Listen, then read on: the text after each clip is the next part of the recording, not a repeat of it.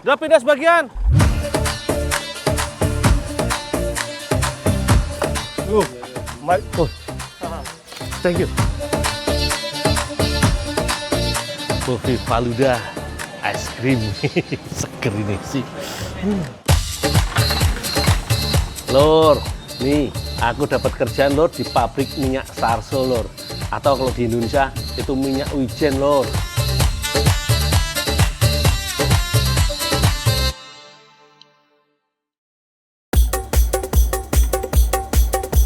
Lor, minggu lalu aku berhasil sampai di kota Agra. Jaraknya kurang lebih 200 km dari titik pertama aku menginjakkan kaki di India, kota New Delhi. Di kota ini, aku masih terus mencari jejak keberadaan artis idola aku, Lor, Shah Rukh Khan. You know Shah Rukh Khan? It's my friend. Really? Aku sudah belusukan kemana-mana, Lor. Dari Taj Mahal yang megah, sampai keliling kota, nyambi kerja jadi sopir bajai. Tapi hasilnya masih nihil. 2 minggu lebih aku mengembara di negara orang. Bekal uangku wis menipis banget, Lor. Mau nggak mau, aku harus banting tulang, peras keringat demi bisa melanjutkan perjalanan untuk bertemu King of the Bollywood. 700.000, 700. Tapi tenang, Lur. Di mana bumi dipijak, di situ semangat tak akan retak. Ye, mantap toh kata-kataku hari ini.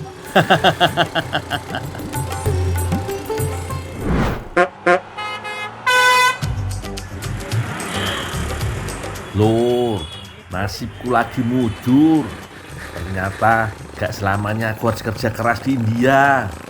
Tugasku ngangkut batu merah pakai motor roda 3. Jadi gak perlu capek mikul yo. Di India, pekerjaan ini disebutnya tela gadi. Artinya bukan ketela besar yo, tapi kuli pengantar atau kurir. Sekali perjalanan dikasih upah 8 rupiah, sekitar 15.000 rupiah. Koyo naik angkot, Lur. Jauh dekat harganya sama.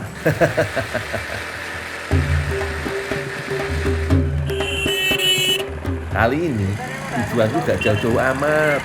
Kurang lebih 5 km dari toko material tempatku bekerja. Oh iyo, motor yang tak naiki iki hasil rakitan warga lokal, Lur. Bentuknya khas yo, badan motor bagian depan disambungkan dengan gerobak besi. Alat angkut ini bukan cuma bisa membawa bata merah yo, tapi segala perabotan rumah sampai rangka mobil bekas juga bisa muat.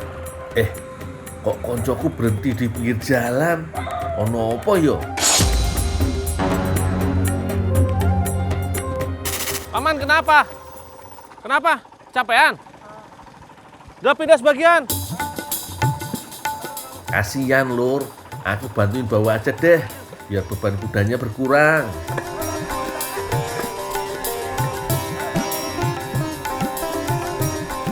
Wis, lumayan lah. Paling enggak kudanya gak ngos-ngosan lagi. Nanti ketemu di proyek. Oke, ya. 2 kilometer. Oh ya, di proyek ya.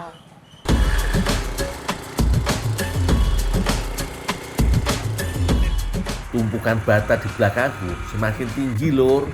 Artinya aku harus lebih berhati-hati biar batanya nggak ambiar di jalanan. Ditambah jalanan yang tak lewati iki fokus merawut, gak mulus. Wis lah, demi keselamatan bersama, kecepatan motornya tak setel di 20 km per jam aja yo. Yang penting selamat sampai tujuan, Lur. Jalan di sini memang belum diaspal semua, Lur. Soalnya masih banyak proyek yang belum rampung. Tapi katanya sih nanti bakal diaspal pada waktunya.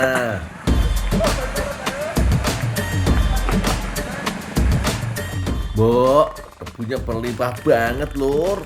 Semoga kulitku yang halus dan bercahaya ini gak sampai iritasi yo. Oh iyo, paman penunggang kuda masih jauh tertinggal di belakangku. karena memang mengandalkan tenaga dan muci kuda. Meski begitu, alat transportasi ini masih tetap digunakan karena lebih murah, Lur. Lur, selain kuda dan motor roda 3, di India juga ada gerobak, disebut sebagai nenek moyangnya alat transportasi. Sekitar abad ke-17 di masa kolonial Inggris di India, gerobak mulai ramai digunakan. Makin hari, tampilannya terus berinovasi. Sebelumnya, gerobak berbahan kayu, kemudian berkembang dengan bingkai besi dan ban karet. Bentuknya semakin disempurnakan ketika muncul sepeda. Sepeda kemudian dimanfaatkan sebagai alat untuk menarik gerobak. Tidak sampai di situ, gerobak semakin berkembang pas munculnya motor roda 2. Karena dengan menggabungkan gerobak dan motor, peran gerobak sebagai alat angkut semakin optimal.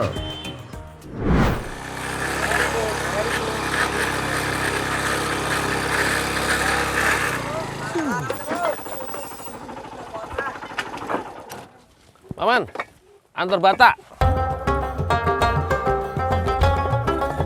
Saiki waktunya bongkar bata merah. Lur, kalau diperhatikan lebih dekat, bata merah di India ini kuat banget. Dibanting dikit gak ngaruh, gak gampang pecah. Tanah liat yang jadi bahan bakunya, katanya sih tanah di sini kayak unsur besi dan silika. Kombinasi ini bisa bikin bata jadi lebih keras setelah dibakar. Hah? मैंने फॉलो कर दिया आपको Yo, कर दिया thank you. Mbok bosnya iki ngomong opo? Tak jawab thank you aja biar cepet. Oh, thank you. Syukurlah, aku dikasih bonus, Lur. Lumayan, meskipun gak banyak banget, tapi hari ini aku bisa makan enak. Lumayan, Lur. 200 rupiah.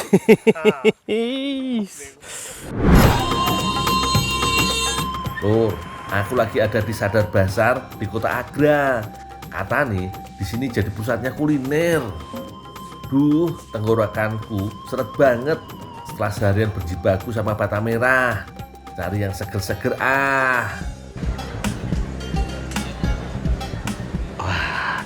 Ini Kulfi Faluda, es krim.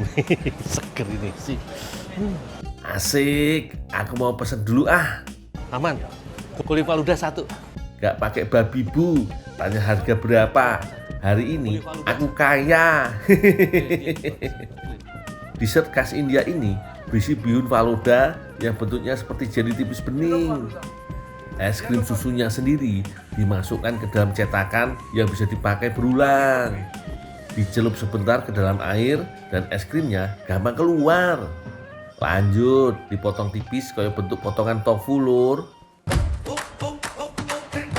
Ditambahkan 1 scoop es krim vanila dan kuah kental susu yang bikin rasanya jadi lebih seger. Terakhir dikasih sirup. Yummy.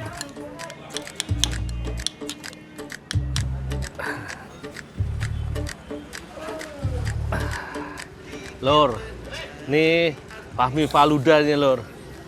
Faluda ada hidangan dingin yang dimakan dengan mie vermicelli ya. Biasanya campur dengan es krim nih. Jadi ini dia biasanya dicampur dengan susu, es krim, dan mie vermicelli ini biasanya dia dibuat dengan tepung gandum atau tepung jagung juga. Aduh, belum apa-apa, aku ngiler, Lur. Langsung aja yo, gak pakai lama. Jadi rasanya seger ya, Lur. Jadi manis dengan dominan rasa susu. Dan mie vermicelli-nya juga dia kenyal itu, asik banget di lidah. Yuh, warna merahnya mengingatkanku sama es doger. Tapi yang satu ini manis, seger, dan dinginnya ngebom di mulut. Ayo, siapa yang pengen coba? Ngaku.